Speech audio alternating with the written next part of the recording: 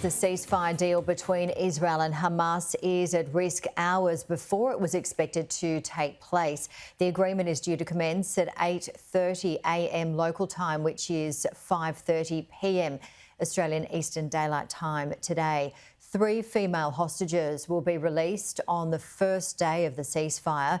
However, Israel warns it will not move forward with a deal until it receives a list of the names of the 3 who will be released.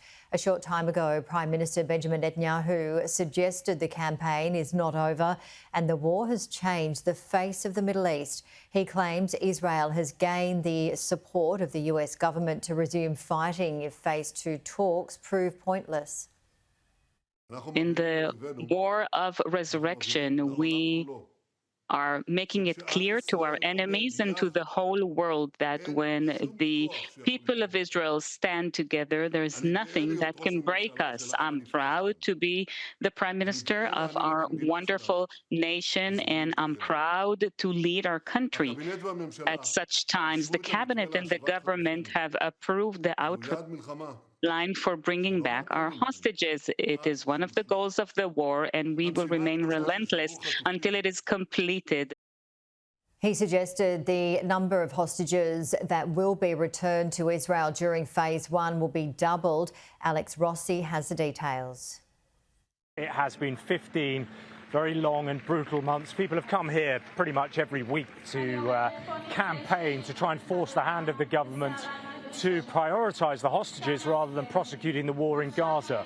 Most people here say that they believe bringing the hostages back should have taken priority rather than trying to kind of fight the war in Gaza.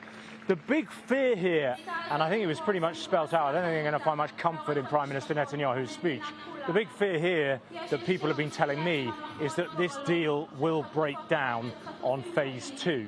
So, of course, the 33 hostages that have been listed as being released in that first phase, most people are quite optimistic that that will happen. Of course, the negotiations for the second phase start on day 16.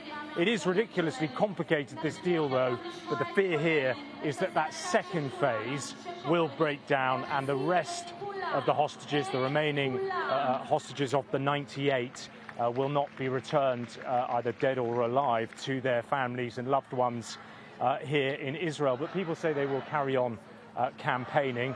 Many people here, interestingly, do not think it is particularly a good deal for Israel. They are pleased, of course. It's the only deal that they could get as far as they're concerned, and they must bring the hostages back. But in terms of the actual deal and where it leaves Hamas, there's a fear here that, although much degraded, the reality of the Gaza Strip is going to be very much like October the 6th, the day before October the 7th, when Hamas, of course, were in control and ran the enclave. That is the big fear. The other fear, as I was saying, is that the deal itself will collapse in phase 2 and not all of the hostages will be returned home.